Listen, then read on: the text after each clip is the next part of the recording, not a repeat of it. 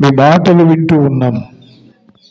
వినగల చెవి, గ్రహించే హృదయం మాకిమ్మని మహిమ ప్రభావాలు మీకు చెల్లిస్తూ యేసుక్రీస్తు అత్యున్నత నామంలో ఈ ప్రార్థన అడిగి పొందుకొని ఉన్నాము పరమ తండ్రి. Amen, amen. వాల్యూము స్పీకర్ సౌట్ ఇస్తే గనక అక్కడెక్కడో పలికిద్ది చూడు, అట్లా పలుకుతుంది. అంటే ఇక్కడ ల్యాండ్ అవ్వాలి వాయిస్. స్తోత్రం, స్తోత్రం.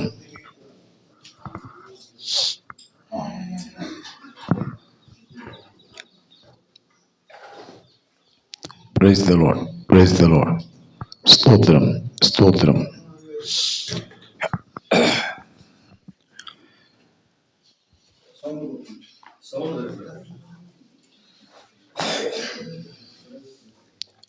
Praise the lord, praise the lord. కొద్దిగా తగ్గిస్తావా వాల్యూ? Praise the lord. అసలు అది ఒక్కోసారి ఎక్కువ వస్తుంది, తక్కువ వస్తుంది.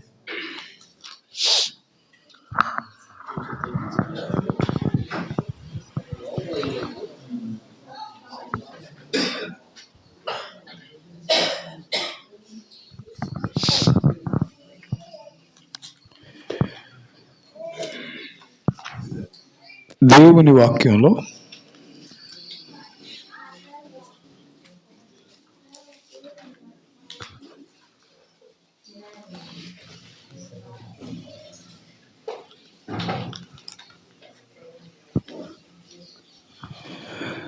నిర్గమకాండం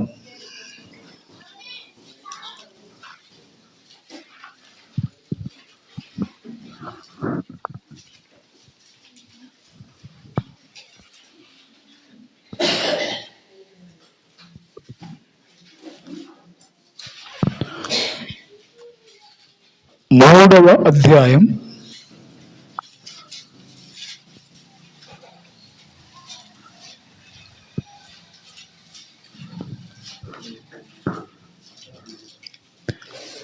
3వ నిర్గమకాండం 3వ అధ్యాయం 9, 10, 11 వచనాలు.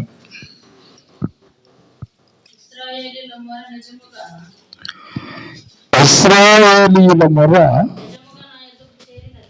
నిజముగా నా యొద్దకు చేరినది,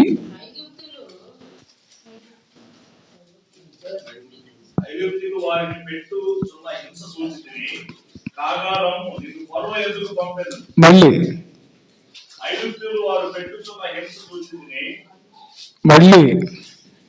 ఐగుప్తీయులు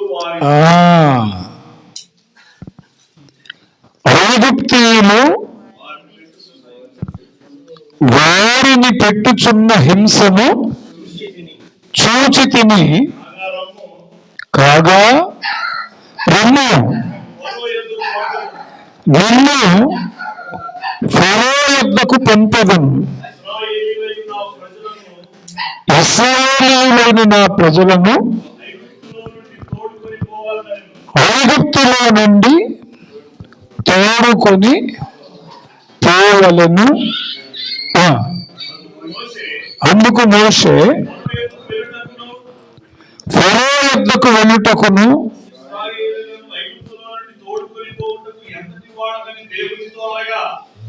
ఇశ్రాయేలీయులను ఐగుప్తులో నుండి తోడుకొని పోవుటకు ఎంతటి వాడను అని దేవునితో అనగా,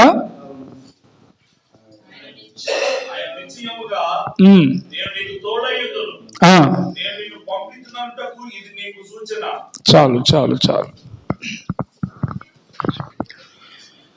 ప్రభునందు ప్రియమైనటువంటి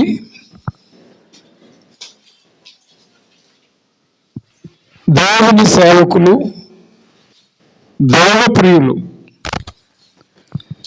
మీ అందరికీ యేసు ప్రభు దివ్య ప్రశస్త నామంలో మరొక్కసారి శుభవందనాలు, దైవ దీవెనలు అందిస్తున్నాను. రోజు ఆలోచింపజేసేటువంటి ఒక ఆలోచనాత్మకమైన సంగతి మీ దృష్టిలోకి తేవాలని దైవ ప్రేరేపణతో మీ ఎదుటికి రావడానికి ప్రభు కృప చూపారు. స్తోత్రం, స్తోత్రం. సేవ చేసేటువంటి సేవకులకి వివిధ రకాలైన పరిస్థితులు ఉంటాయి. కొంతమంది ప్రవచనావరం కలిగిన సేవకులు అని ప్రవచనాన్ని ఫోకస్ చేస్తూ ప్రజల మధ్యకి వెళ్తారు సేవకులు.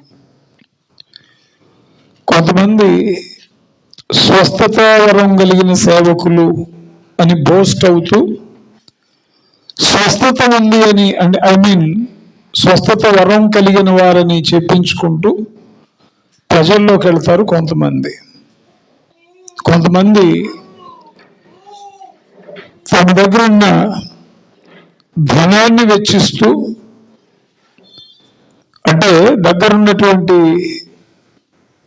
డబ్బుని ఖర్చు చేస్తూ ప్రజల మధ్యకి వెళ్ళేటువంటి వారు కొంతమంది. అంటే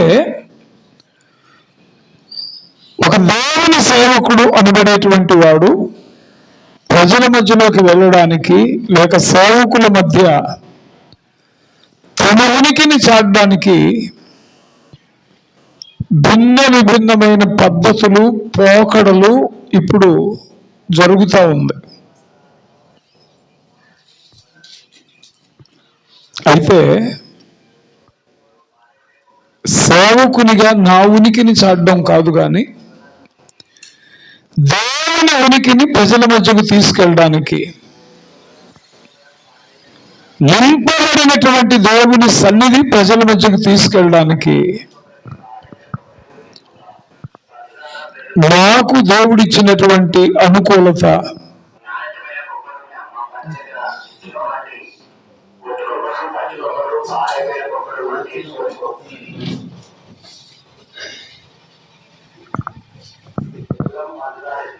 దేవుడు నాకిచ్చినటువంటి వెసులుబాటు ఏంటి అంటే వాక్యమే.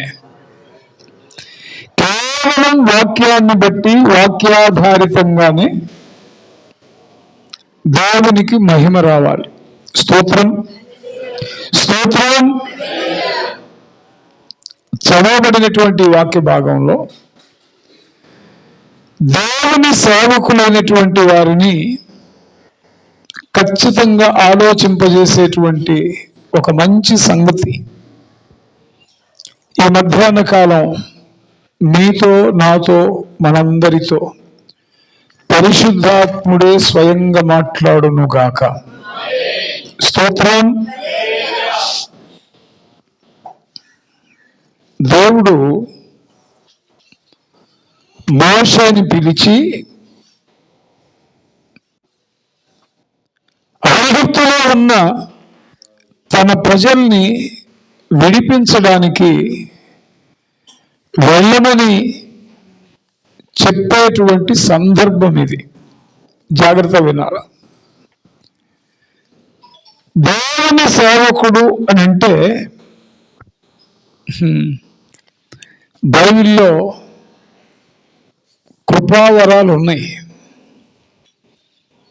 జ్ఞానవాక్యమని, బుద్ధివాక్యమని, ప్రవచించుట అని, భాషలు మాట్లాడుటని, భాషలకు అర్థం చెప్పడమని, తర్వాత ఆత్మల వివేచనని, స్వస్థపరుచు వరమని, ఇలా రకరకాలైనటువంటి వరాలు ఉన్నాయి. ఏ వరం దేవుడు ఎవరికి ఇచ్చినా, ఏ వ్యక్తిని ఏ విధంగా దేవుడు తన సేవ కొరకు ఏర్పరచుకున్నా అల్టిమేట్ గోల్ ఏంటంటే దేవుడు చెప్పిన దాన్ని గ్రహించాలి, వినాలి, గ్రహించాలి, విన్నదాన్ని ఇంప్లిమెంట్ చేయాలి. ఏదైతే ఆయన చెప్పాడో దాన్ని విని ఎవరితో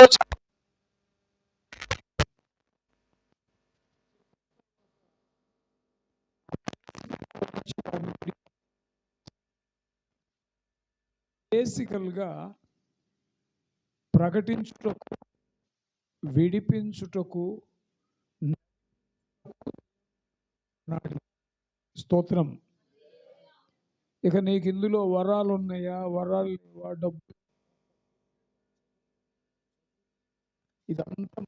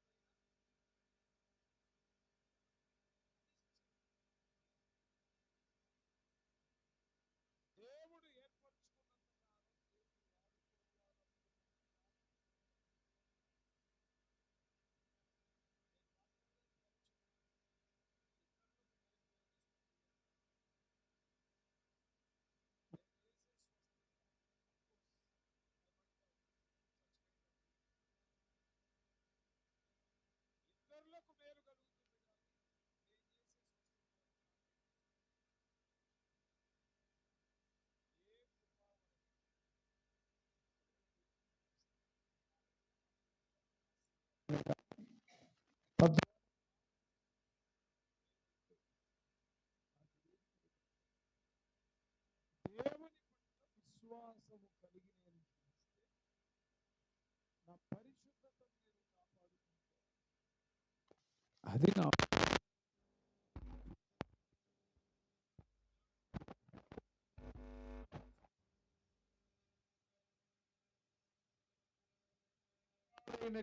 పద్ధతుల్లో సేవకుని దేవుడు వాడుకున్న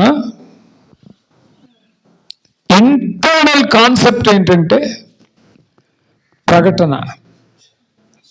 what you had received, the sense of the lord. What is the flavour of the voice of the lord. దేవుని స్వరంలో ఉన్న ప్రాధాన్యత ఏంటి, ఏం మాట్లాడుతున్నాడు దేవుడు. We have to grasp.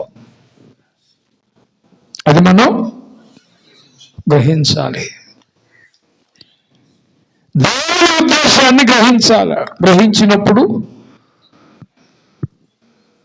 సువార్తను, అదే మనం అనుకునే ఆ దేవుని యొక్క తలంపు ఏది ఉందో దాన్ని ప్రకటించాలి. ప్రకటించిన తర్వాత జరగాల్సింది ఏంటంటే విడుదల అవ్వాల. స్తోత్రం. విడుదల అవ్వాల. విడుదలైన వారిని విడుదల చేసి, మా సభలకు 1000 మంది వచ్చారు, మేము లక్షల మందికి బాప్తిజాలు ఇచ్చామని చెప్పి వదిలేయడం కాదు. We have to follow them. It should continue. మనసు ఎరగాలి. ఏది దేవుడు చెప్తున్నాడో గ్రహించాలి. గ్రహించిన దాన్ని ప్రొక్లైమ్ చేయాలి, ప్రకటన చేయాలి. ప్రకటించిన తర్వాత విడుదల అవ్వాలి. విడుదలైన వారిని నడిపించాలి. ఎక్కడి దాకా? వాగ్దాన దేశం దాకా నడిపించాలి. నా మాట అర్థమవుతుందా? స్తోత్రం చెప్దాం. మోషే మీద దేవుడు ఉంచిన బాధ్యత అది. అసలు మోషేని దేవుడు ఏర్పరచుకున్నటువంటి సంగతి అది. మోషే గురించి వింటున్నప్పుడు సేవకునిగా నీతో నాతో కూడా దేవుడు మాట్లాడుతుంది ఏంటంటే, వింటున్నారా? ఆయన చెప్పే మాట మోషే విన్నాడు. దేవుడు ఏమి చెప్తున్నాడో కనిపెట్టుకుని వినాల్సిన ధర్మం మనకుంది.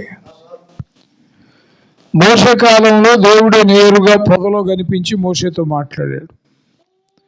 మరి ఇప్పుడు నీకు నాకు ఏ పొదలో కనిపించాలి, ఏ అడవికి వెళ్ళాలి?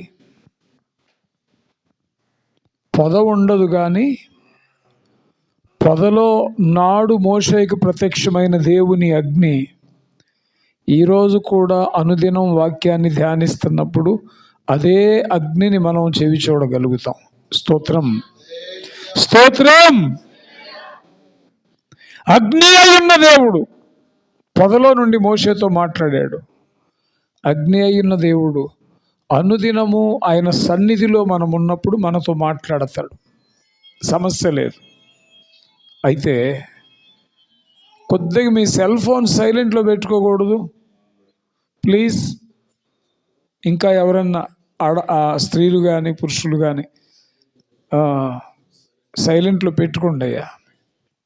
ఒకవేళ మనకు వస్తే గవర్నర్ నుంచి ఫోనులు రావచ్చేమో, కానీ ఏసై కంటే గవర్నర్ ఏం గొప్పోడు ఏం కాదు. అందుకోసం సైలెంట్లో పెట్టుకోండి, ఎంత ఒక 40 నిమిషాలు. స్తోత్రం, గట్టిగా చెప్దాం హల్లెలూయా. ఎక్కడాగాం? దేవుని సన్నిధిలో అంటే మోషే మండుచున్న పొద దగ్గరికి వెళ్ళినట్టు మండుచు ఉన్నటువంటి దేవుని సన్నిధిని మనం సమీపించి ఉన్నప్పుడు మోషేతో దేవుడు తన ఉద్దేశాన్ని తెలియపరిచినట్లుగా సేవకులుగా జీవించే నీతో నాతో కూడా దేవుడు తన ఉద్దేశాలని షేర్ చేస్తాడు. దేవుని ఉద్దేశం అంటే దేవుని మనసు. స్ట్రైట్గా చెప్పాలంటే దేవుడు ఏది చెప్పాలనుకున్నాడో అది చెప్తాడు. అది తెలిస్తేనే మనం ప్రకటన చేయగలం. దేవుడు చెప్పదలుచుకున్నది ఏదో పట్టుకోవడం చేత కాలేదు అనుకోండి, అది అర్థం కాలేదు అనుకోండి, మనం ఇక విడి విషయాలు ఎన్ని చెప్పినా దేవుని కార్యాన్ని అక్కడ చూడలేం. అందుకే అంటాడు 7వ అధ్యాయం యోహాను సువార్త, ఒక్క మాట అది సపోర్ట్ చేసుకొని ముందుకెళ్దాం.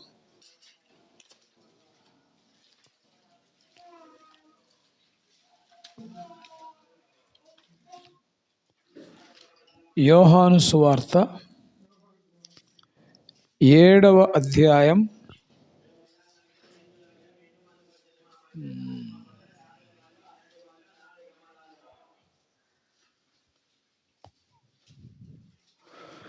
16వ వచనం చూడండి. అందుకు యేసు నేను చేయు బోధ నాది కాదు. ఒక్కసారి గట్టిగా స్తోత్రం చెప్పండి, ఇంకా గట్టిగా చెప్దాం హల్లెలూయా. నేను చేయు బోధ అంటే ఇప్పుడు యేసు ప్రభువే సాక్షాత్తు నేను చేయు బోధ నాది కాదు అన్నప్పుడు ఇప్పుడు మనం చేసే బోధ ఎవరిదై ఉండాలి? మనం చేసే బోధ కూడా మనకు చెందింది.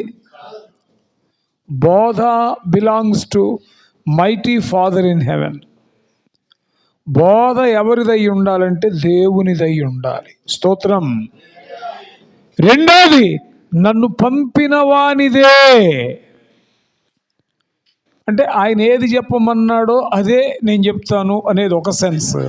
రెండోది ఈ బోధ మనుషుల గురించింది కాదు, ఏది చెప్పమని ఆయన నన్ను పంపాడో ఆయనను గూర్చిన బోధ. ఆయన చెప్పిన మాటే నేను చెప్తాను, ఆయన గూర్చిన మాటే నేను చెప్తాను. స్తోత్రం. నేను చేయు బోధ నాది కాదు, నన్ను అంటే 2 డైమెన్షన్స్ ఉంటాయి. నన్ను పంపిన వాని బోధ నేను చేస్తానంటే అర్థం ఆయన ఏది చెప్పాడో అది చెప్తాను. రెండోది నేను చెప్పేది ఆయన గురించే.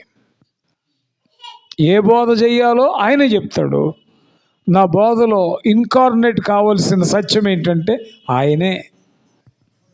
ఆయనను మినహాయించిన బోధ ఇంకొకటి లేదు. ఆయన చెప్పమన్నది చెప్పాలి. ఆ బోధలో కూడా ఇంటర్నల్గా ఏమి ఉండాలంటే ఆయనే గుప్తమై ఉండాలి. ప్రస్తుత సమకాలీన క్రైస్తవ సమాజంలో చాలా రకాల బోధలు వచ్చేసినాయి. 100లో 90 మంది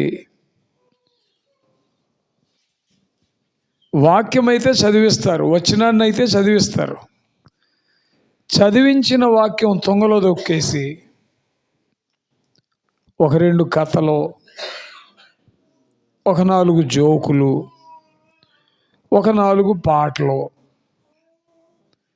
వాక్యానికి ముందు ఒక పావు గంట నిలబెట్టించి ఆరాధింపజేయడం. వాళ్ళు అనుకుంటున్నారు అది ఆరాధనని. నన్ను ఆరాధించువారు ఆత్మతోనూ అన్నాడా? ఆత్మతో సత్యముతో ఆరాధించడం అంటే మార్కెట్లో ఏమన్నా అదొక 1/2 కేజీ ఇది ఒక 1/2 కేజీ ఏమన్నా దొరికిద్దా? ఆత్మ సత్యం. ఆరాధించువాడు ఆత్మతో నింపబడిన వాడై, సత్యమందు ఎంచబడిన వాడై, సత్యమందు స్థాపించబడిన వాడై ఆరాధించాలి. ఆయన ఆత్మ గనుక ఆయనను ఆరాధించువారు ఆత్మతోనూ, అంటే ఆత్మతో నింపబడిన, ఆత్మను కలిగిన స్థితిలోను, సత్యముతోను అన్నాడు. సత్యమందు వారిని, అది అంటే ఆత్మను సత్యమును కలిగిన అనుభవంతో జీవిస్తూ ఆయన ఆరాధించాలి.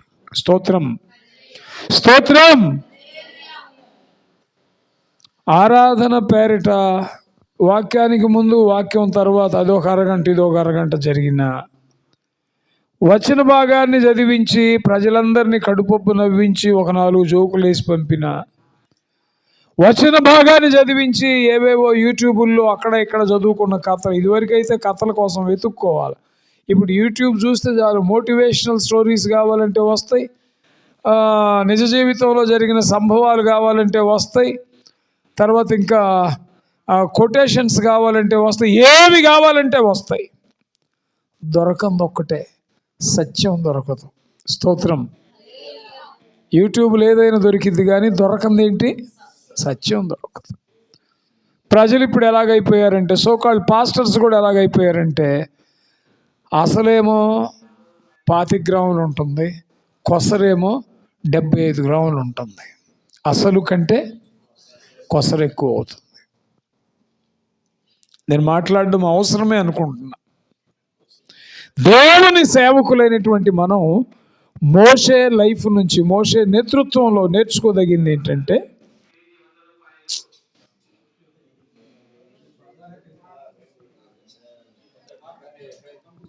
గుంటూరులో కూడా అంతే. ఎక్కడెక్కడ వ్యాపారులందరూ మా చర్చి ముందుకు వచ్చేసరికి పెద్దగా పెడతారు వాయిస్. బాగా స్పేషియస్గా ఉంటుంది కదా స్థలం. స్తోత్రం. గట్టి చెప్పాలి హల్లెలూయా. దైవజనుడైన మోషేలో నుంచి మనం నేర్చుకోదగింది ఏంటంటే, మోషేని దేవుడు పిలిచి, అంటే ఆకర్షించి, ఈ మాట వింటున్నప్పుడే నీ నా జీవితాన్ని కూడా ఏదో ఒక విధంగా, ఏదో ఒక పరిస్థితిలో, ఏదో ఒక సందర్భంలో దేవుడు ఆకర్షిస్తేనే ఆయన సేవకునిగా మనం రాగలం. కాదంటారా? కాదంటారు చెప్పండి. దేవుడు ఆకర్షించిందే మనుషులు రాగలరా ఆయన దగ్గరికి? ఇంతవరకు ఓకే. ఆకర్షించిన తర్వాత సిద్ధపరుచుకున్నాడు. సిద్ధపరిచే క్రమంలో 40 ఏళ్ళు గొర్రెలను గాయించాడు అరణ్యంలో కదా. హోరేబులో, దేవుని పర్వతమైన హోరేబుకు రావడానికి ముందు అస్తవ్యస్తమైన పరిస్థితుల్లో నడిపించాడు. దేవుడు ఆయన్ని సిద్ధపరిచి పంపించడానికి నలగొట్టి 80వ ఏట దాదాపుగా అప్పుడు విజన్ ఇచ్చాడు. దానికి ముందేమన్నాడంటే, నువ్వు నిలబడిన స్థలం పరిశుద్ధ స్థలం, నీ పాదరక్షలు. అంటే ఈ మధ్య కొంతమంది యాజ్ యూజువల్గా చెప్పులతోటే బూట్లతోటే ఎక్కేస్తున్నారు అనుకోండి వేదిక. దానికి కొన్ని రకాల పరిస్థితులు ఉంటాయి. కొంతమంది ఏమో అసలు తీయటం ఇష్టం ఉండదు. వాళ్ళు పాశ్చాత్యులు, అంటే ఫారిన్ కంట్రీస్ కల్చర్ తీసుకొచ్చి పెడతారు. వాళ్ళు మాత్రం చెప్పట్లేదా ఏమైందని. ఒక ఆయన అన్నాడు, దేవుడు హృదయాన్ని అడిగాడు కానీ కాళ్ళు కాదు కదా అడిగింది అన్నాడు ఒక ఆయన. కొంచెం నాకు అది బాధగానే ఉండేది. ఇప్పుడు నా పరిస్థితి ఏమైందంటే, నాకు కాలుకి వూండ్ అయింది, షుగర్ వూండ్ ఉంది కాలుకి. నేను 13 ఏళ్ల క్రితం ఆనంద్ జయకుమార్ గారు గుంటూరులో వాక్యం చెప్పడానికి వస్తే వేదిక మీద నేను ఉన్నాను. ఆ రోజు చైర్పర్సన్ నేనే. కూర్చున్న దగ్గర నుంచి ముందుకెళ్ళి మాట్లాడడానికి ఆయనకి 20 నిమిషాలు పట్టింది. 2 కాళ్ళకి పుళ్ళే, రెంటికి ఆ షుగర్ వూండ్స్ ఉన్నాయి. కట్లు కట్టారు, సాక్స్ వేశారు, కాలు తీసి కాలు వేయలేకపోతా ఉన్నాడు. ఆయన చూసినప్పుడు నాకు అర్థం కాల. చెప్పులతోటే ఎక్కాడు వేదిక, చెప్పులతోటి ఎక్కాడు కానీ నిలబడడానికి చెప్పు తీస్తే వల్లగా అట్లా. అవి కొన్ని అనివార్యమైన పరిస్థితులు, కాదంటానికి లేదు. ఇప్పుడు నా జర్నీ కూడా అట్టే సాగుతూ ఉంది. దేవునికి స్తోత్రం కలుగును గాక. కానీ నాకు నమ్మకం, పిలుపు వచ్చేటంత వరకు మీ అందరికంటే ఫాస్ట్గానే నడిపిస్తాడు దేవుడు నన్ను. స్తోత్రం, స్తోత్రం. సో పాదరక్షలు తీయి అంటే దాని సెన్స్ ఏంటంటే, చెప్పులు ఎక్కడెక్కడో తిరుగుతారు కదా, మంచి దొక్కుతారు, చెడు దొక్కుతారు, అశుద్ధం. ఇంట్లోకి వెళ్ళేటప్పుడు బయట తిరిగి వచ్చిన వాటిని ఇంట్లోకి తీసుకెళ్ళం కదా, శుద్ధమైన ఇంటిని అశుద్ధంగా చెయ్యం. దేవుని సన్నిధి కూడా బాహ్యంగా ఆ స్థలాన్ని దేవుడు పరిశుద్ధపరిచాడు కాబట్టి వద్దన్నాడు. ఇక తర్వాత ఎవరు విఘ్నత వాళ్ళది, దాన్ని దాటుతున్నాం.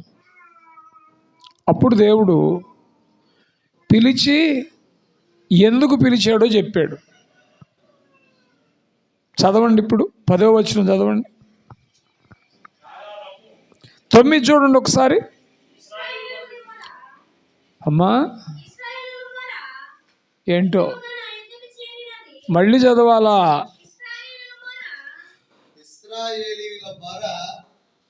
ఇశ్రాయేలీల మర అన్నట్టుంది నాకు. వాళ్ళకి మర ఉందేమో. చదువుతాలి, బాగానే చదువుతున్నా, ఉత్తిదే. ఇశ్రాయేలీల మొర నిజముగా నా యొద్దకు, అంటే నిజముగా అంటే చాలామంది మొర పెడతారు కానీ దేవుని దగ్గరికి వెళ్ళే మొరగా ఉండదు. అది మళ్ళీ ప్రశ్న. మనుషుల ముందు వామ్మో వాయో ఏం ప్రార్థన చేస్తారు అనిపించుకోవటం వరకే సరిపోద్ది. అది మనం పెట్టే మొర దేవుని దగ్గర చేరిందా లేదా అనేది $1,000 $1,000,000 ప్రశ్న. ఇశ్రాయేలీల మొర నిజముగా నా దగ్గరకు చేరింది.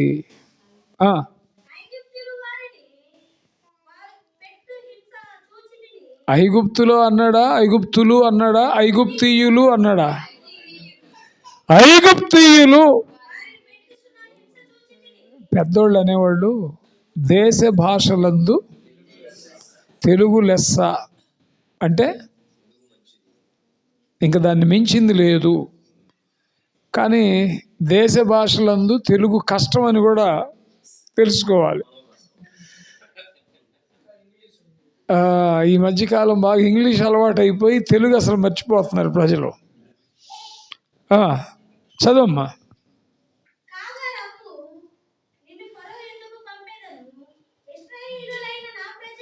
ఏది నాకు ఒకసారి కనపడవా? చదివమ్మా నువ్వు. ఎవరు చదువుతుంది? ఎవరు? బాగానే చదువుతున్నావు, నువ్వేనా? మళ్ళీ 9వ వచనం చదవండి. నా యొద్దకు చేరినది ఐగుప్తీయులు వారిని పెట్టుచున్న హింస చూచి తిని, కాగా రమ్మా నిన్ను చెప్పాలి నిన్ను. మోషేని దేవుడు ఎందుకు పిలిచాడంటే, చెప్పండి,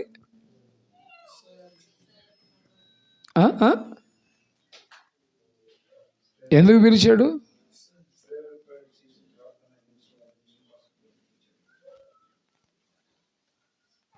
ఎక్కడికి పంపిస్తానన్నాడు? మరి ఆ మాట చెప్పరే. మోషేని దేవుడు పిలిచి ఎక్కడికి వెళ్ళమంటున్నాడు? కాబట్టి ఇప్పుడు సేవకులైన మనందరం ఎమ్మెల్యేల దగ్గరికి వెళ్ళటం తప్పు కాదు, మినిస్టర్స్ దగ్గరికి వెళ్ళటం తప్పు కాదు. మోషేనే పంపాడు అక్కడికి. పోవడం తప్ప? తప్పేం కాదనే వారు స్తోత్రం చెప్పండి.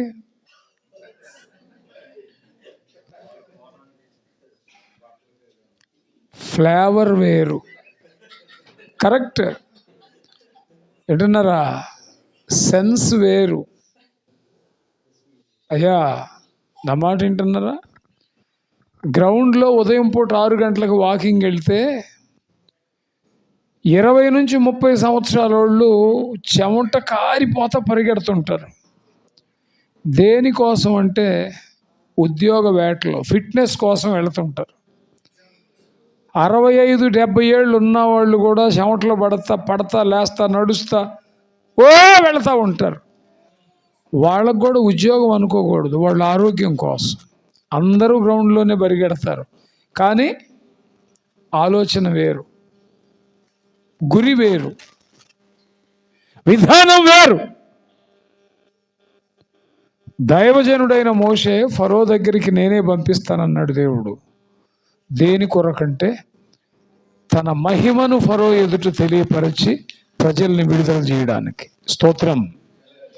ఇప్పుడు మనం వెళ్ళే ఎమ్మెల్యేలు ఎంపీల దగ్గరికి మనం దేవుని మహిమను వెల్లడి చేస్తున్నామా?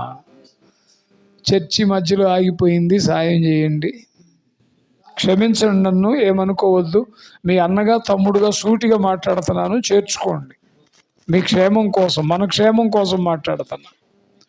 ఫ్లోరింగ్ ఆగిపోయింది, ఫ్లోరింగ్ ఇవ్వండి. ఒక ఆయన గొడవ పెట్టుకున్నాడు, నాకు వైట్ రేషన్ కార్డు లేదు, కార్డు రాపిస్తావా లేదని ఎమ్మెల్యే పిఏతో. వైట్ రేషన్ కార్డు నీకు ఎందుకురా నాయన, ఆయన రారాజు, నేను రారాజు పిల్లోడిని అంటున్నావు కదా నువ్వంటే నాకు 5,000 ఏంటది ఏంటి 5,000కి ఏదో పేరు పెట్టారు, గౌరవ వేతనం. నీ డేటా మొత్తం వాడు తీసుకుంటాడు. ఇప్పుడు వస్తున్నాయి 5,000, అయిపోయింది. పర్పస్ ఏంటంటే 2 నెలలు 3 నెలలు గౌరవ వేతనం పేరుతో నీ డేటా మొత్తం లాక్కున్నాడు. ఇప్పుడు నీ బలహీనత వాడికి తెలుసు, నీ బలం వాడికి తెలుసు, నువ్వు నిక్కచ్చిగా నిలబడుతున్నావో ఎలా నిలబడుతున్నావో వాడికి తెలుసు. రెండోది ఏంటంటే ఈ గవర్నమెంట్ నీ డేటా తీసుకున్నందువల్ల ఏంటంటే నువ్వు ఉంటే క్రిస్టియన్గా ఉండాలా, లేకపోతే ఎస్సీగా ఉండాలి. ఎస్సీగా ఉంటే నేను క్రిస్టియన్ అంటానికి లేదు, క్రిస్టియన్ అంటే ఎస్సీగా ఉండటానికి. నువ్వు క్రైస్తవుడిగా ఉంటే ఎస్సీ బెనిఫిట్స్ ఉండవు, ఎస్సీగా ఉంటే క్రిస్టియన్ అని వద్దని చెప్పి నిన్ను అభ్యంతర పెట్టడానికి, ఇబ్బంది పెట్టడానికి వీళ్ళు తీసుకునే డేటా. కానీ ఇన్ ఫ్యూచర్ ఈ డేటా దేనికి పనికి వస్తుందంటే క్రీస్తు విరోధి పాలన ప్రారంభమైనప్పుడు, ఒకసారి చప్పట్లు కూడా దేవుని స్తుతించండి, క్రీస్తు విరోధి ఫోర్స్లోకి వచ్చినప్పుడు, యాంటీ క్రైస్ట్ అనేవాడు ప్రోద్బలం స్టార్ట్ అయినప్పుడు నీకు సంబంధించిన ఇన్ఫర్మేషన్ మొత్తం వాడి దగ్గర గ్యాదర్ అయింది. అప్పుడు యేసు ప్రభువు కాదు దేవుడు, అప్పుడు సత్యం కాదు, వాక్యం కాదు సత్యం. క్రీస్తు విరోధి ఏది దేవుడు అనబడునో, ఏది పూజింపబడునో దానికంతటికి పైగా తానే దేవుడని దైవత్వాన్ని ప్రదర్శించినప్పుడు వాడికి చెయ్యని నిలబడితే నువ్వు నిలబడతావు. వీడు దేవుడు కాదు, ఇది దైవత్వం కాదు, ఇది పూజనీయం కాదని నువ్వు గనక ప్రతిఘటిస్తే నీ డేటా వాడి దగ్గర ఉంటుంది, నీ కూఫీ వాడి దగ్గర ఉంటుంది. ఎవరిని చిత్రహింసల పాలు చేయాలో, ఎవరిని కత్తితో చంపాలో, ఎవరిని నాశనం చేయాలో మొత్తం ప్రపంచమంతా ఏలుబడి చేయడానికి ఇప్పుడు జరుగుతున్నటువంటి డేటా సమకూర్పది. ధర్మ విరోధ సంబంధమైన మర్మం ఇప్పటికే క్రియ చేయుచున్నది అన్నాడు తెస్సలోనికీయులకు రాసిన పత్రికలో. ధర్మ విరోధం ఇంకా రాలా, కానీ వాడి యాటిట్యూడ్ మాత్రం ప్రజల్లో వచ్చేసింది. ధర్మ విరోధ సంబంధమైన మర్మం ఇప్పటికే పనిచేస్తుంది. మోషేని ఎందుకు పిలిచాడంటే ఫరో దగ్గరికి పోవటానికని. నేను కూడా వెళ్ళి ఎమ్మెల్యేలు ఎంపీలతో ఉంటానంటే పొరపాటు. మోషే వెళ్ళింది దైవ మహిమను ఫరో ఎదుట బట్టబయలు చేయడానికి. మరి ఈరోజు చాలామంది దైవ సేవకులు అధికారుల దగ్గరికి వెళ్తున్నారు. వారు వెళ్ళడం వల్ల దేవునికి మహిమ వస్తుంది అంటున్నారా? సూటిగా మన అక్కర్లు వెళ్ళి అధికారులతో చెప్పుకుంటే వాళ్ళ అక్కర్లు నువ్వు దేవునితో చెప్పి ఎప్పుడు తీర్చగలవు? శరీర సంబంధమైన అక్కర కోసం అధికారులను ఆశ్రయిస్తే వారి ఆత్మ సంబంధమైన అక్కర గురించి దేవునికి నువ్వెప్పుడు చెప్పగలవు? దాటేద్దాం. ఫరో ఎదుటికి పంపుటకును వెళ్ళి ఏం చేయాలి? నా ప్రజలైన ఇశ్రాయేలీయులకు నన్ను గురించి ప్రకటించి వారికి విడుదల కలిగించుటకు. చెప్పండి, వారికి విడుదల కలిగించటానికి.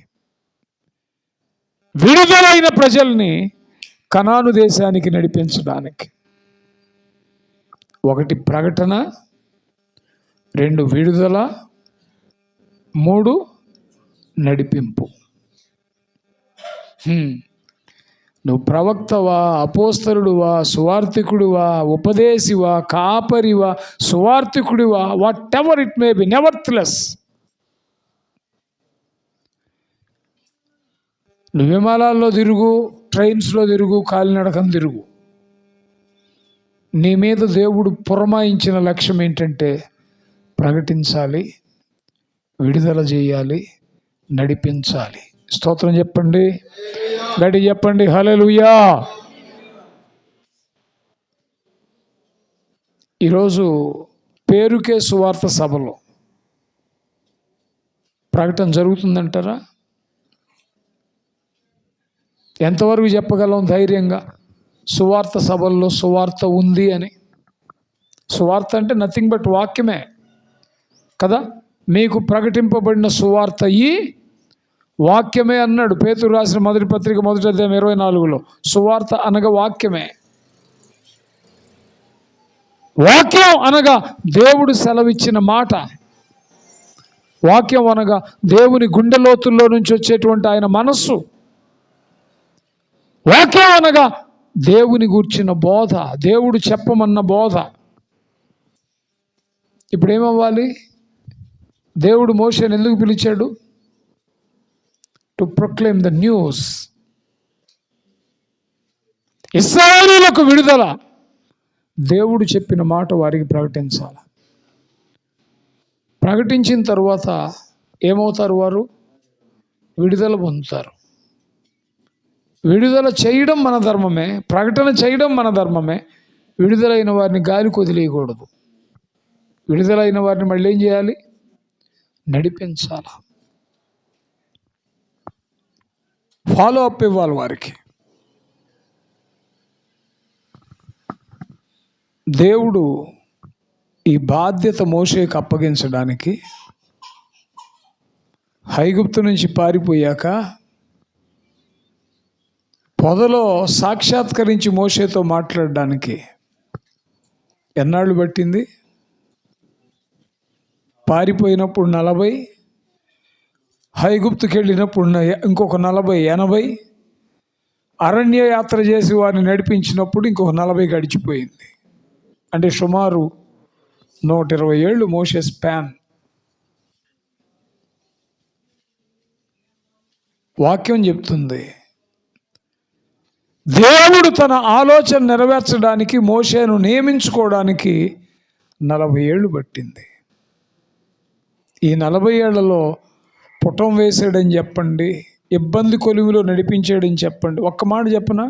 ఇది దాటి ముందుకెళ్ళే ముందు, వాస్తవంగా ఐగుప్తులో ఉంటే మోషే ప్రజల కాపరి.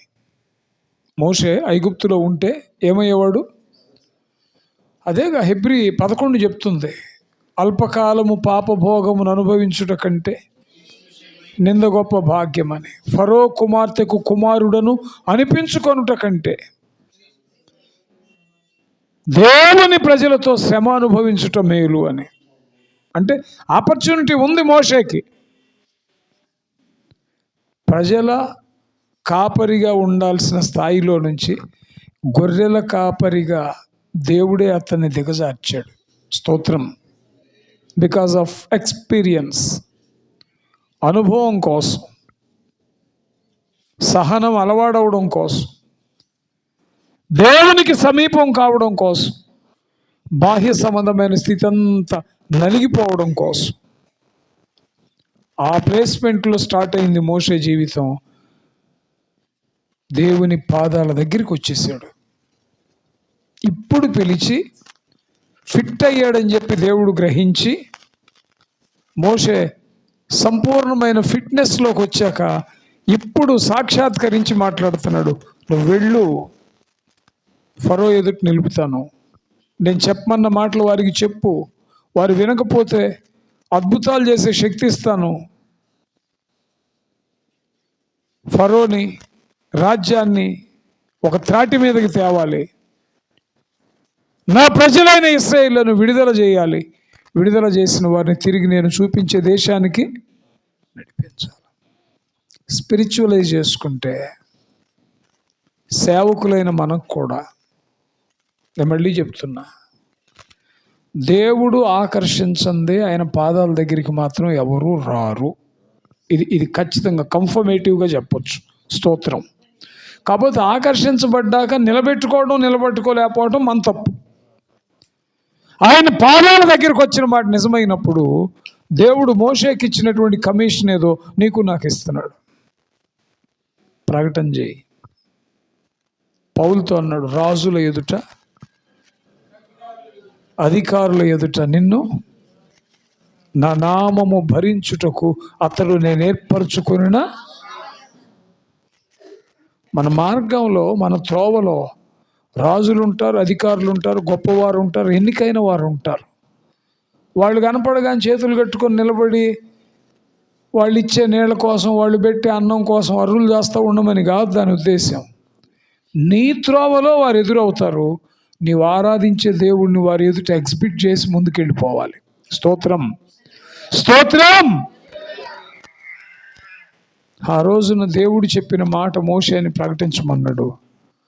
ఈరోజు క్రీస్తును గూర్చిన వార్త నిన్ను నన్ను ప్రకటించమని చెప్తున్నాడు. స్తోత్రం, స్తోత్రం. ఆ రోజు దేవుని మాటను బట్టి సూచక క్రియల ద్వారా మోషే ఐగుప్తీయులకు విడుదల కలగడానికి దేవుడు సహాయం చేశాడు. ఈరోజు వాక్యమును, సువార్తను ప్రకటించి పాప బంధకములో బంధించబడిన, ఆత్మీయ ఐగుప్తులో బంధించబడిన వారిని విడుదల చేయడానికి ప్రస్తుత తరపు మోషేలుగా దేవుడు మిమ్మల్ని ఏర్పరుస్తున్నాడు. స్తోత్రం. విడుదల నొందిన వారిని కనాను దేశానికి మోషే నడిపించాడు. పాపం నుంచి విడుదల నొందిన వారిని పరమ కానానికి నడిపించాలి. ఒక సేవకునికి దేవుడిస్తున్న అల్టిమేట్ గోల్ ఇది.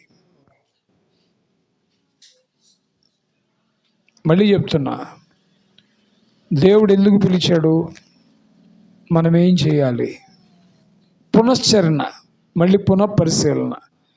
పిలువబడినప్పుడు రకరకాల అనుభవాల్లో వచ్చాం, దేవుడు ఆకర్షించాడు, వచ్చాం. అందరినీ మోషేని పిలిచినట్టే పిలవక్కర్లా, అందరినీ జక్కయ్యని పిలిచినట్టే చెట్టు దిగమని పిలవక్కర్లా. ఒక్కొక్కరిని ఒక్కో రకంగా ఆకర్షించాడు. అందరూ ఆయన పాదాల దగ్గరికి వచ్చారు. వచ్చిన తరువాత మనం ఏంటి? ప్రకటించాలి. ఆయన మనసు ఏదో అది ఎరిగి ప్రకటించాలి.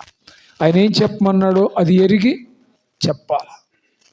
ఈ చెప్పే క్రమంలో అధికారులు, రాజులు, ఎన్నెన్నో దుర్గాలు, అడ్డుబండలు వస్తాయి, దాటుకుని వెళ్ళాలి. అక్కడ దేవునికి మహిమ రావాలి.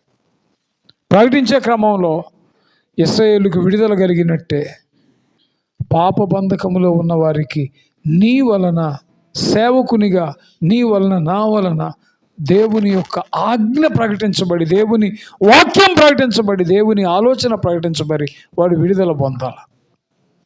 విడుదల పొందిన తర్వాత మోషే కనాను దేశానికి వెళ్ళాల, వారిని నడిపించాడు. ఆయన మోయాబు మైదానంలో ఆగిపోయాడు. కానీ ఇక్కడ అంతకు మించి నువ్వు నేను చేయాల్సింది ఏంటంటే వారిని నడిపించాలి, మనం కూడా వారితో వెళ్ళాలి. స్తోత్రం. మోషేలాగా వారిని విడుదల చేసి నడిపించి మనం ఆగిపోవడానికి వీల్లేదు. దేవుడు ఇది నెరవేర్చడానికి మనల్ని పిలిచాడు. మోషే జీవితంలో నుంచి స్పష్టంగా నేర్చుకుంటున్నాం. దేవుని మనసు ఎరగడానికి, ప్రకటించడానికి, విడుదల చేయడానికి, నడిపించడానికి మోషే భుజస్కంధాల మీద దేవుడు పెట్టిన ఈ భారం దేవుడు ఇవ్వడానికి ముందు మోషే నలగొట్టాడు. మోషే ఐగుప్తుని విడిచాడు, ఐగుప్తు అధికారాన్ని విడిచాడు, ఐగుప్తు ఆచారాల్ని విడిచాడు. 40 ఏళ్ల పాటు అరణ్యంలో మందను కాచాడు. అన్వయించుకోండి. ప్రభు దగ్గరికి రాకముందు ఐగుప్తు అనగా లోకాన్ని విడవాల్సిందే. ప్రభు దగ్గరికి రాకముందు నలగొట్టబడాల్సిందే. అంటే ప్రభు కాడెత్తుకోవడానికి ముందు మనం ఎంపిక చేయబడాలి. ఆయన ఎంపికలో నిలబడాలంటే ఖచ్చితంగా నలిగిపోవాల్సిందే. పూర్వము మనం ఏమై ఉన్నామో అనుభవాలన్నింటినీ దాటుకుని ఐగుప్తుని విడిచిన మోషే వలె, హోరేబును చేరిన మోషే వలె దైవ సాన్నిహిత్యానికి చేర్చబడిన అభినవ మోషేలు కావాలి. స్తోత్రం.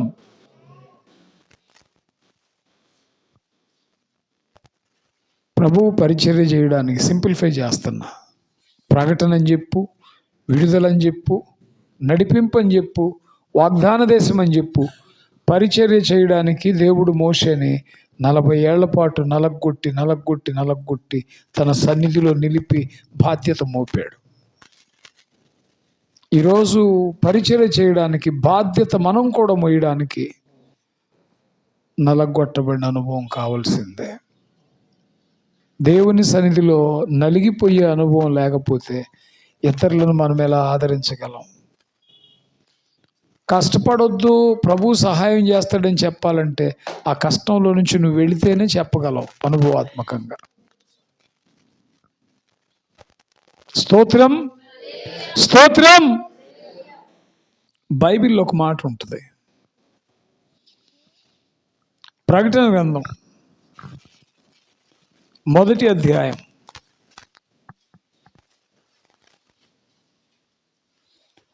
ప్రకటన గ్రంథం 1వ అధ్యాయం.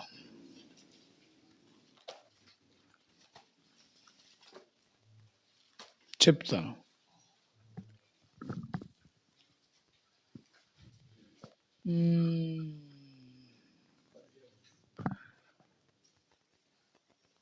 ఆ 17వ వచనం.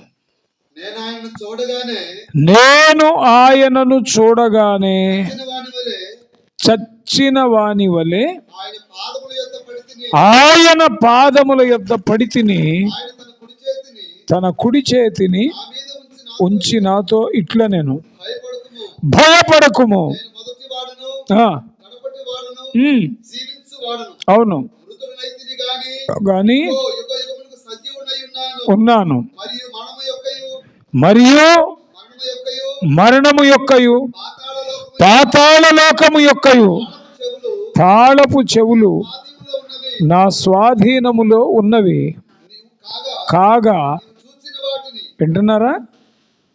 నీవు చూచిన వాటిని. దీన్ని ఏ కాలం అంటారు? చూచుచున్న వాటిని అనలా, చూడబోయేడు వాటిని అనలా, చూచిన వాటిని.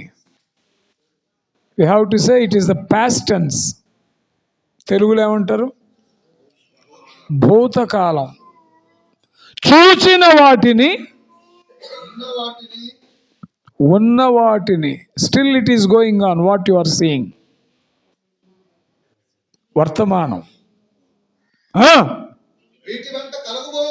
కలుగబోవు వాటిని అంటే భూత, వర్తమాన, భవిష్యత్ కాల సంగతులు దేవుడు యోహాను గారికి చెప్తున్నాడు, చూపిస్తున్నాడు.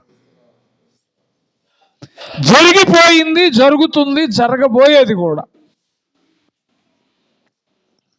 ఇది తెలుసుకుని దాన్ని వ్రాయాలంట ఆయన. ఏం చేయాలి? చదవండి అక్కడ.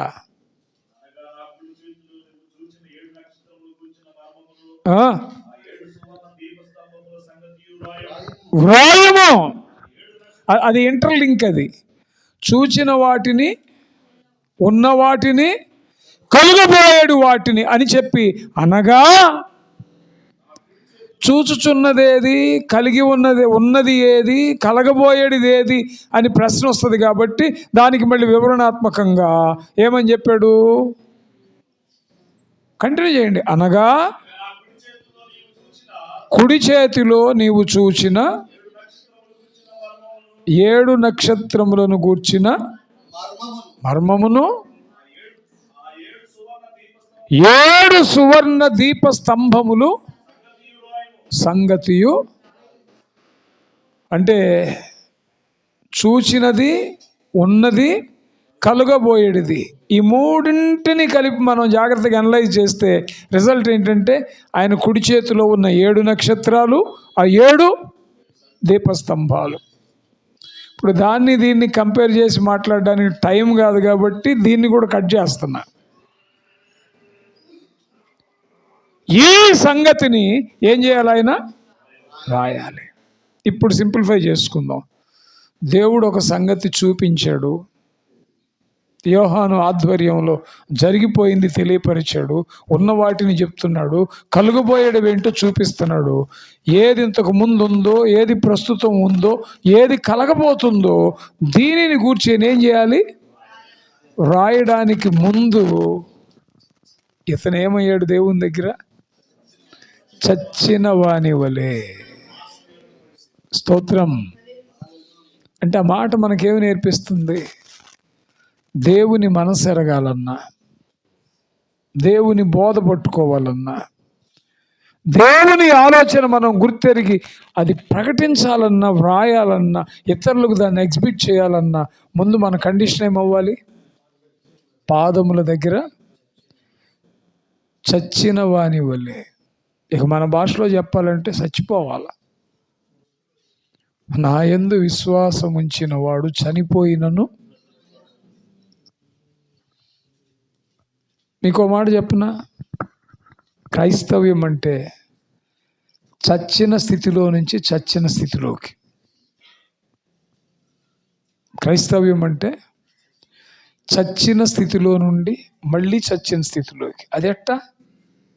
ప్రభు దగ్గరికి రాకముందేమో పాపముల చేత, అపరాధముల చేత చచ్చాం, అంటే ఆత్మీయంగా చచ్చిన స్థితి. ప్రభువులోకి వచ్చాక ప్రభు కొరకు పాపముల విషయమై చావాలి. స్తోత్రం. ప్రభువులోకి రాకముందేమో పాపం వలన చేస్తాం, ప్రభువులోకి వచ్చిన తర్వాత ఏమో పాపము విషయంలో చేస్తాం. ఒకసారి చప్పట్లు కూడా దేవుని స్తుతించుదాం. స్తోత్రం. ప్రభు దగ్గరికి రాకముందు ప్రభు కొరకు చేస్తాం పాపం విషయంలో. ప్రభువులోకి వచ్చిన తర్వాత క్రీస్తునందు చచ్చిన వారమై ఉంటాం. Praise the lord, praise the lord. వాక్యం చెప్తుంది, ప్రభు దగ్గరికి వచ్చిన యోహాను చచ్చిన వాని వలె. ఈరోజు చాలామంది సేవకుల క్రైస్తవ జీవితాలు ఎలాగున్నాయంటే రావడానికి ప్రభు దగ్గరికి వస్తారు కానీ ఏముండదు,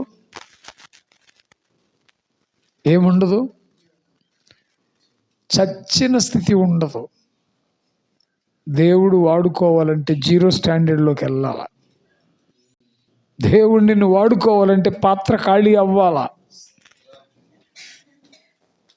సాంబార్ ఉంది, చికెన్ ఉంది, పెరుగు ఉంది, కర్రీ ఉంది, అన్నం ఉంది, అయ్యో అన్నీ నిండిపోయి ఫుల్గా ఉన్న వాటితో ప్రభువుకు పని లేదు. ఎవరితో పని అంటే తేరి చూడగా ఖాళీగా ఉన్న రాతి బాణల మీద ఆయన దృష్టి పడింది. దాని సెన్స్ ఏంటంటే దేవుడు వాడుకోవాలంటే నీవైనా నేనైనా పూర్వము మనం ఏమై ఉన్నామో ఆ స్థితిలో 0 స్టాండర్డ్లోకి వెళ్ళిపోవాలి. స్తోత్రం, స్తోత్రం. చచ్చిన వాని వలె పాపం విషయంలో చావాలి, ఆచారాల విషయంలో చావాలి, లోకం విషయంలో చావాలి. అవునా కదా? మూల పాఠముల విషయంలో చావాలి. మొన్నెవరో ప్రార్థన అయింది, వాక్యమైంది, అంతా అయినాక పెళ్లి పెట్టుకుపోయేటప్పుడు ఫిబ్రవరిలో వద్దంటున్నారు. ఎందుకు ఫిబ్రవరిలో వద్దంటే ఫిబ్రవరిలో వాళ్ళ ఇంట్లో ఎవరో చచ్చిపోయారంట, అది సెంటిమెంట్ అంట. అందుకని ఫిబ్రవరిలో ఇష్టం ఉండదంట. దీన్ని ఏమంటారు దీన్ని? మనం ఎంత పరిచర్య చేసినా చేదైన వేరు ఏదో లోపల. కొంతమంది క్రైస్తవులే పెళ్ళిళ్ళు పెట్టుకొని పేరు బలాలు చూస్తారు. అమ్మాయి పేరు అబ్బాయి పేరు ఒక దగ్గర పెట్టి సెట్ అయిందో లేదో చూస్తారు. ఏమవ్వాలి? వీటి విషయంలో ఏమవ్వాలి? చావాలా. కొంతమంది నవధాన్యాలు వేస్తారు పునాది అప్పుడు. నవధాన్యాలు ఏంటంటే నవధాన్యాలు వేస్తే ఇల్లు నవధాన్యాలతో తొలతూగిద్దంట నీ మొహం. ఏ ఇంటి దగ్గర తిన్న బొచ్చలో శని ఉందంటే నవధాన్యాలు ఎక్కడి నుంచి వస్తాయి? నువ్వు ఉదయం ఏమో 12 గంటలకు లెగుస్తావు, పెద్ద ఆరవేర ఫోజు పెట్టి లోకంలో ఎవ్వడు చేయలేని సేవ నేను చేసి వచ్చాను, రాత్రి 11ంటికి వచ్చి పడుకున్నాను అంటున్నాడు ఒకడు. రాత్రి 11 గంటలకు మా ఇంట్లో 10 నెలల పిల్ల కూడా నిద్రపోదు. రాత్రి 10 గంటలకు పడుకున్నాడంట, తెల్లారి 12 గంటలకు లేచాడు. నువ్వేం సేవ చేస్తావు? నీ ఇంట్లో నవధాన్యాలు ఎట్టుంటాయి? నవధాన్యాలు తెచ్చి గుంటలో వేస్తే కాదు, నవధాన్యాలు చేయుటకు నీ చేతనైన ఏ పనైనా శక్తి వంచన లేకుండా.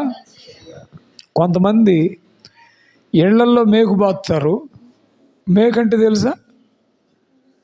మేకు బరిగొడ్లు మేపే వాళ్ళకి తెలిసింది పూర్వం. దాన్ని ఏమంటారు? గడ్డపార కాదయ్యా, కట్టు గుంజ. ఇంకా దానికి ఏదో పేరు ఉంది, నాకు గుర్తులేదు. మా నాన్నోళ్ళు అనేవాళ్ళు. దాన్ని బాతి ఒక 5 మూరలో 6 మూరలో 4 మూరలో 3 మూరలో తాడు కట్టి దాన్ని వదిలేస్తారు. ఇక ఎటు తిరిగినా దీని చుట్టూ తిరగాలి, గుంజు చుట్టూ ఎటు తిరిగినా. కొంతమంది సేవకులు ఇళ్లల్లో మేకు బాతుకొని, వింటున్నారా? ఇంటికి తాళం ఒక్కటే వేయరు, కానీ ఎక్కడికి వచ్చిన వాళ్ళ దృష్టి అంతా ఇంటి మీదే ఉంటుంది. అభద్రతా భావం. నాకు కూడా 21 సంవత్సరాలకు పెళ్ళయింది. బిఎస్సి అయిపోగానే మెడికల్ రిప్రజెంటేటివ్ చేస్తూ ఉన్నాను, మ్యారేజ్ అయింది. అప్పట్లో మా పరిస్థితి ఎట్లుండేదంటే, ముందు మేము నడుస్తుంటే 10 గజాలు వెనక ఆడపిల్ల నడవాల. 10 గజాలు వెనక నడిచేది. పలానా వాళ్ళ తాలూకురా అంటే అటు కన్నెత్తి చూడటానికి కూడా గౌరవం కానివ్వండి, భయం కానివ్వండి. అసలు మనిషి గౌరవంతో ప్రేమతో నిలబడాల భర్తకి. మనం ఇటొక చెయ్యి పెట్టి ఆ గోడ తగలకుండా ఈ గోడ తగలకుండా కాపలా ఇచ్చి ఎంతకాలం చేస్తావు?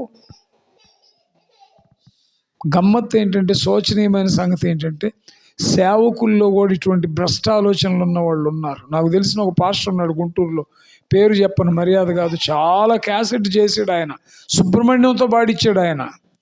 ఆయన లేనప్పుడు ఇంటికి వెళ్తే తాళం వేసి ఉంటుంది. అక్క ఏమో కిటికీలో నుంచి చూస్తూ ఉంటుంది. ఏంటంటే నా కర్మ అన్నా అంటది. మనిషిని తప్పు చేయకుండా తాళాలు ఆపుతాయా? మనిషి ఆలోచనలో ఉన్న గడ్డి తీసేయడానికి తాళాలు ఆపుతాయా? ఇల్లంతా ప్యాక్ చేయించి సామానంతా తీసుకెళ్తున్నాడంట. ఎక్కడికయ్యా అంటే ఒంగోలు అన్నాడంట. సామానంతా సరిదిందంట. సరిదిన తర్వాత ఖాళీ ఉంటే పొయ్యి గడ్డలు తీసి పెడుతుందంట. అందులో ఎందుకమ్మా అన్నాడంట. ఒంగోలులో మనం వండుకోవడానికి కావద్దండి అందంట. దానికి పొయ్యి గడ్డలేదు, నీ దుంపలే కాడ పడే, అక్కడ చాలా పొయ్యి గడ్డలు ఉంటాయిలే అన్నాడంట. కదా తొలగిపోయే ఆడమనిషికి, తప్పు చేయాలనుకునే వ్యక్తికి, పురుషుడైనా స్త్రీ అయినా, ఎక్కడి లోకం అనువుగా చెప్పండి? ప్రేమతో, గౌరవంతో, ఆప్యాయతను బట్టి నిలబడి కాపురం చేయాలి. స్తోత్రం. చావాలా మానవీయ కోణంలో, స్వచిత్తానుసారమైన ఆలోచనల్లో. నన్ను టైం అయిందా? ఏం టైం చూస్తుంటే పర్లేదా?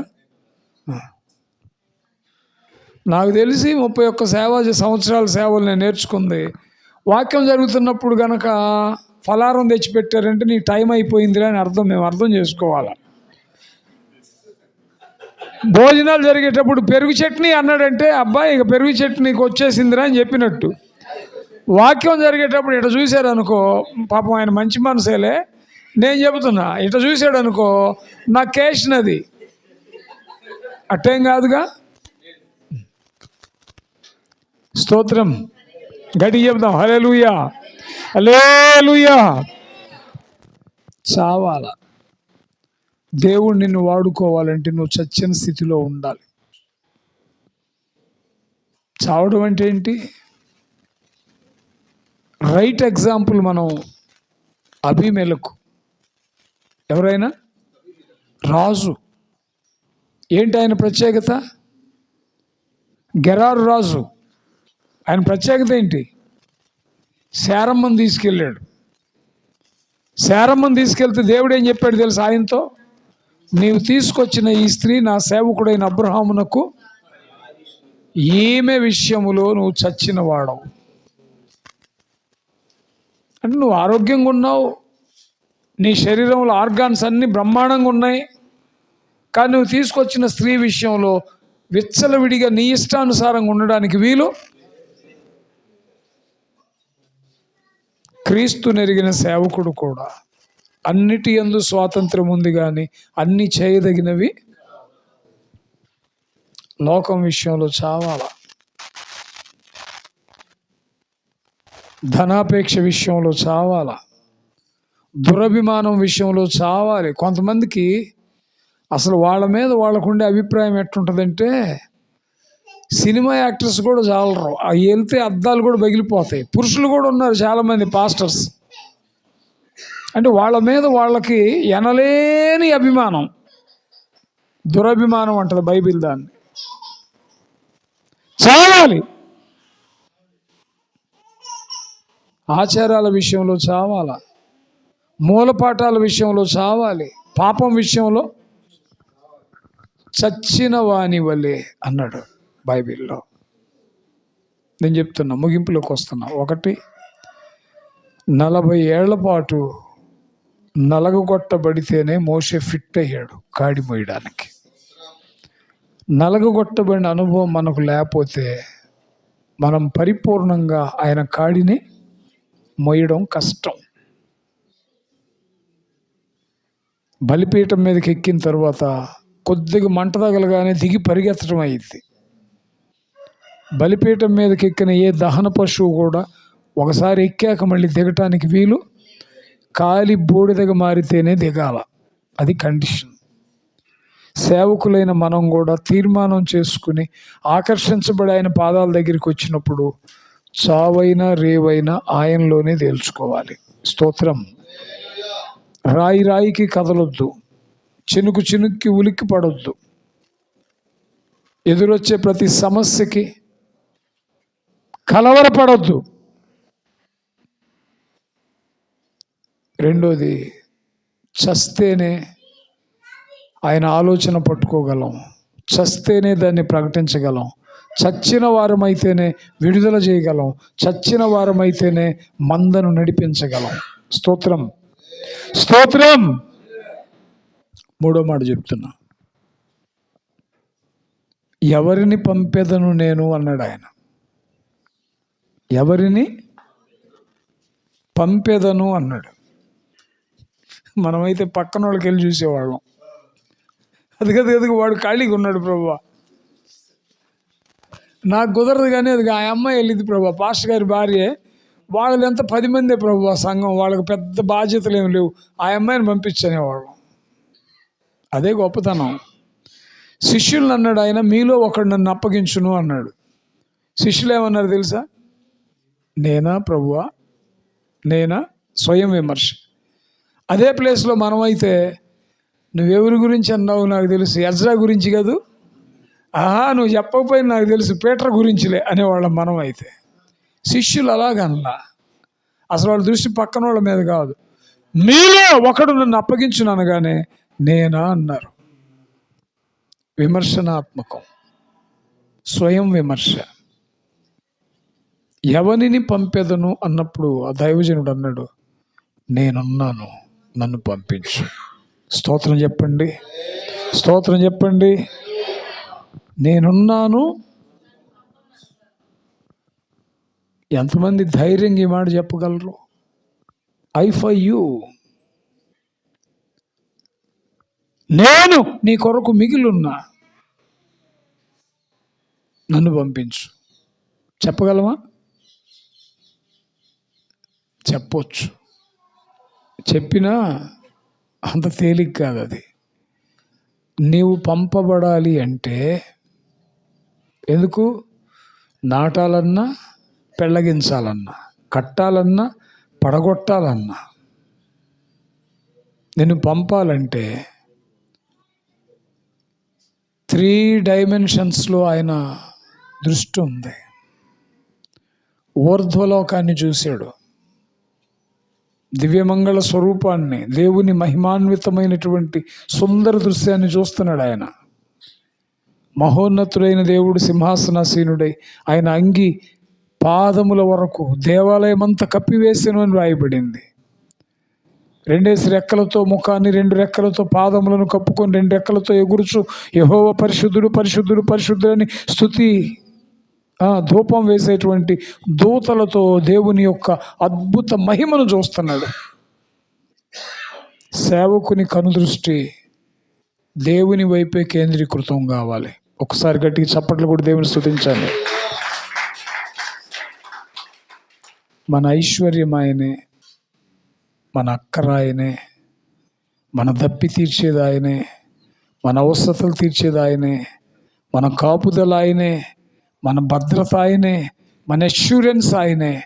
మనమేమై ఉన్నామో ఆ స్థితికి హేతు ఆయనే. మన కనుదృష్టి ఆయన మీద ఉండాలి. 2, కనుదృష్టి ఆయన మీద ఎప్పుడు ఉంటుందో నేనేంటో నాకు అర్థమైంది. నా కనుదృష్టి ఎజ్రా మీద ఉంటే ఎజ్రా కంటే నేను యోగ్యుల్లా కనపడతా. ఎజ్రా కనుదృష్టి పీటర్ మీద ఉంటే పీటర్ కంటే నేను సూపర్ అనుకుంటాడు. ఎజ్రా అయినా, నేనైనా, పీటర్ అయినా, నువ్వైనా యెషయా దైవజనుడిలో నుంచి నేర్చుకునేది ఏంటంటే మన కనుదృష్టి దేవుని మీద ఉండాలి. దేవుని మీద ఉన్నప్పుడు దేవుని ముఖకాంతి మన మీద ప్రకాశిస్తుంది. దేవుని ముఖకాంతిలో నేనేంటో నాకు అర్థమైంది. I have to understand myself, what am I in sight of the Lord, in the light of the face of the Lord. దేవుని ముఖకాంతిలో నేనేంటో తెలుసుకోవాలి. ఎంచుకొన తగిన దానికంటే ఎక్కువగా అసలు ముందు అట్టర్లీ నేనేంటో తెలియాలంటే దేవుని వైపు నేను చూసినప్పుడు నేను జీరో అనేది నాకు అర్థమైంది. జీరో అనేది అర్థమవగానే ఆయన అడిగాడు, అయ్యో అపవిత్రుడను, అపవిత్రమైన పెదవులు, కారుతో ఉన్న నిప్పు తీసుకొచ్చి పెదాలకు తగిలించి దేవుడు పవిత్రపరిచాడు. స్తోత్రం. అప్పుడు అడుగుతున్నాడు, నేను ఎవరిని పంపిస్తాను అనగానే దేనికి, ఎక్కడికి, ఎందుకు? నశించే ఆత్మల కొరకు క్రీస్తు ప్రేమను ప్రకటించడానికి ఎవరు వెళ్తారు? నేనున్నాను అని చెప్పగలిగే స్థైర్యం ఎవడుకుంటుందంటే దృష్టి దేవుని మీద ఉండాలి. దేవుని మీద ఉన్నప్పుడు రెండోది నా దృష్టి నా మీద ఉంటుంది. నేనేంటో, నా లొసుగులు, నా లోపాలేంటో నాకు అర్థమవుతాయి. ఎప్పుడైతే నా లోపాలు అర్థమవుతాయో నేను అపవిత్రుడని గ్రహిస్తా, దేవుడు నన్ను పవిత్రపరుస్తాడు. దేవుని ద్వారా పవిత్రపరచబడిన వ్యక్తిని దేవుడు పంపిస్తాడు. దేవునికి స్తోత్రం. నేను ముక్తాయింపులోకి వస్తున్నా. ఐగుప్తుకి వెళ్ళాలి, ప్రకటించాలి, విడుదల చేయాలి, వాగ్దాన దేశానికి నడిపించాలి. దాని కొరకు దేవుడు మోషేని 40 ఏళ్ళు నలగొట్టుకొని సిద్ధపరచుకున్నాడు. నలిగిపోయిన అనుభవం ఉన్నప్పుడే క్రీస్తుని గురించి తెలియపరచగలం, నశించే ఆత్మలను తేగలం, దేవుని దగ్గరికి తీసుకెళ్ళగలం. రెండోది, నేను చూపించిన వాటిని వ్రాయుము అన్నాడు. వ్రాయడం కూడా ప్రకటనే. అది చెయ్యాలి అంటే చచ్చిన వాని వలె ఉన్నానన్నాడు యోహాను. నీవు నేను కూడా లోకరీతిగా చచ్చిన స్థితిలో ఉండకపోతే, పాపముల విషయమై చావకపోతే, క్రీస్తు విషయమై ఆయన పని కొరకు ఉపయోగపడలేం. మూడోది, ఎవని దృష్టి దేవుని మీద ఉంటుందో ఇమీడియట్గా వాని దృష్టి వాని అంతరంగంలోకి వెళ్ళిద్ది. ఎవడు తానేంటో తాను గ్రహిస్తాడో అట్టి వాని ఒప్పుకోలను బట్టి దేవుడు పవిత్రపరుస్తాడు. దేవుడు పవిత్రపరిచిన వాడిని దేవుడు పంపిస్తాడు, వాడుకుంటాడు. ప్రతినిత్యం దైవానుగ్రహం కొరకు కనిపెట్టేవారిగా, దేవుని సన్నిధిలో గడిపేవారిగా. గుర్తుపెట్టుకోండి, హోరేబులో మోషే అయినా దేవుని సన్నిధిలో నిలబడ్డాడు. పద్మాసులో యోహాను కూడా దేవుని పాదాల దగ్గర చచ్చిన వానిలాగా పడ్డాడు, దేవుని సన్నిధిలో ఉన్నాడు. యెషయా గ్రంథం 6లో యెషయా కూడా దేవుని సన్నిధిలోని దర్శనాన్ని చూస్తూ ఉన్నాడు. దేవుని సన్నిధికి మించిన కాపుదల, ఐశ్వర్యం, దేవుని సన్నిధికి మించినటువంటి ధన్యత సేవకునికి ఇంకొకటి లేదు. మనం ఏ విన్యాసం చేయాలన్నా దేవుని సన్నిధిలో మనం ఉండాలి. దేవుడు మనల్ని వాడుకోవాలి. అట్టి కృప పరిశుద్ధాత్మ దేవుడు మనకు దయచేయునుగాక.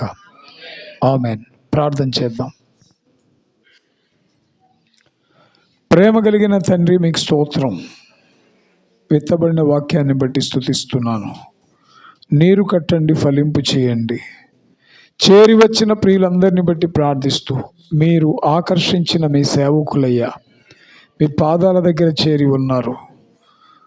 పద్మాసులో యోహాను వలె, హోరేబులో మోషే వలె, మీ మహిమ సన్నిధి సాక్షాత్కారం పొందిన యెషయా వలె సిద్ధపడి మీ కొరకు వాడబడ్డానికి మీ బిడ్డలను ఆయుధపరచండి. మహిమ మీకు చెల్లిస్తూ పరిచర్య జరిగిస్తున్న యోసేపు గారిని, వారి కుటుంబాన్ని, సంఘాన్ని బట్టి ప్రార్థిస్తూ యేసు నామములో దీవెన కలుగునుగాక. మహిమ ఘనత ప్రభావాలు మీకు చెల్లిస్తూ మీ ప్రియ సేవకులను, వారి కుటుంబాలను, వారి వారి పరిచర్యను బట్టి ప్రార్థిస్తూ ఈ కొద్ది ప్రార్థన యేసయ్య నామంలో అడిగి పొంది ఉన్నాము పరమ తండ్రి. ఆమెన్. ఆమెన్.